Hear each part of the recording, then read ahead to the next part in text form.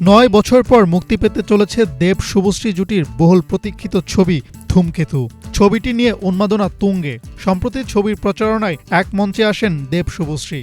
নিজেদের মনোমালিন্য ভুলে ফের এক হয়েছেন ছবির প্রচারে। এরপর সোশ্যাল মিডিয়ায় শুরু হয়েছে নানা চর্চা। বুধবার লাল পাঞ্জাবি আর লাল শাড়িতে ধরা দেন বাংলা সিনেমার অন্যতম জনপ্রিয় এই জুটি। একসঙ্গে মন্দিরে গিয়ে পূজা করেন। মন্দিরের ছাদে উঠে ভক্তদের দেখা দেন তারা।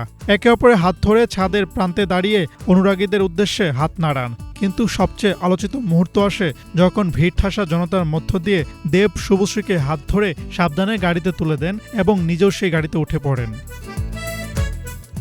সিনেমায় অভিনয়ের সূত্র ধরে একে অপরের কাছে এসেছিলেন দেব শুভশ্রী। প্রগাঢ় ভালোবাসা বন্ধনে আবদ্ধ ছিলেন তারা, কিন্তু সেই বন্ধন বেশিদিন স্থায়ী হয়নি। মাঝপথে হয় ছন্দপতন। কাটা ঘুড়ি আর নাটায়ের মতো দুজন আলাদা হয়ে যান।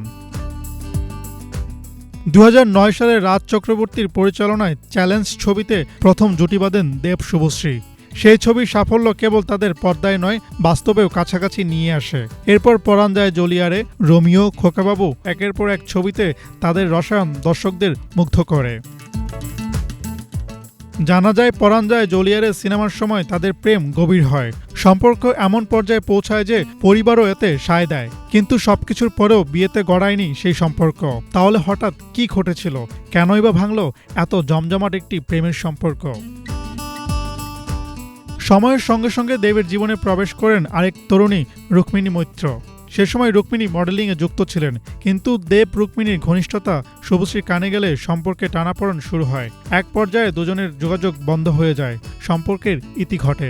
২০০৯ সালে মুক্তি পাওয়া খোকা ৪২০ ছিল দেব শুভশ্রীর শেষ একসঙ্গে সিনেমা।